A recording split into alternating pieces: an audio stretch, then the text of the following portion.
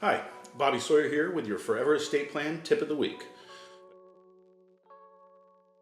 A question I often get is, can I put my kids' names on the deed for my house so it doesn't go through probate? Yeah, you can do it, but I don't recommend it for two reasons. Reason number one, if your children get sued or go through bankruptcy, your house counts as part of their assets. It means that you could be forced to sell your house in order to satisfy judgments or pay off creditors. Now, it's not likely, but it is possible.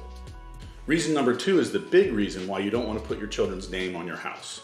They'll lose their step-up in basis. You're probably asking, what is a step-up in basis? Simply put, it's what you paid for the house.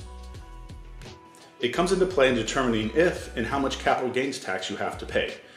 Let's say you bought your house for $300,000. You then turn around and sell it for $400,000. Your basis is $300,000. $400,000 minus $300,000 equals $100,000. So you've realized $100,000 in capital gains. Now, I'm not a CPA, so I don't know if you have to pay capital gains tax in this case, but that's how the basis works.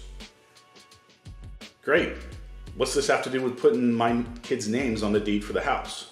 Well, when you put their names on the deed, they assume your basis in the house. Sure, this will keep it from going through probate, but it will likely result in negative tax consequences. Time for some more math. Let's say you've lived in your house for 20 years. 20 years ago, you paid $200,000 for it. You've worked hard and you've paid off the mortgage. It's now worth $450,000. In an effort to avoid probate, you add your kids to the deed for the house.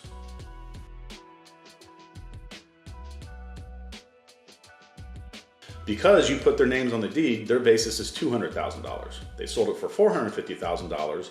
They've realized $250,000 in capital gains, and the IRS is most likely going to ask them to pay capital gains tax on that $250,000.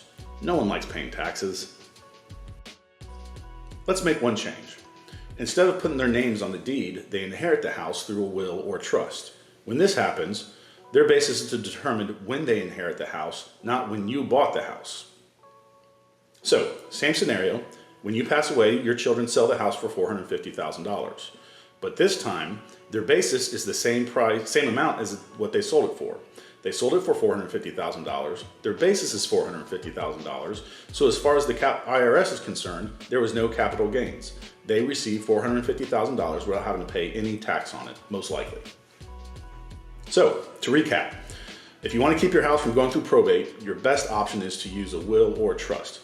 Adding your kids' names to the deed will most likely result in negative tax consequences, and nobody likes paying taxes.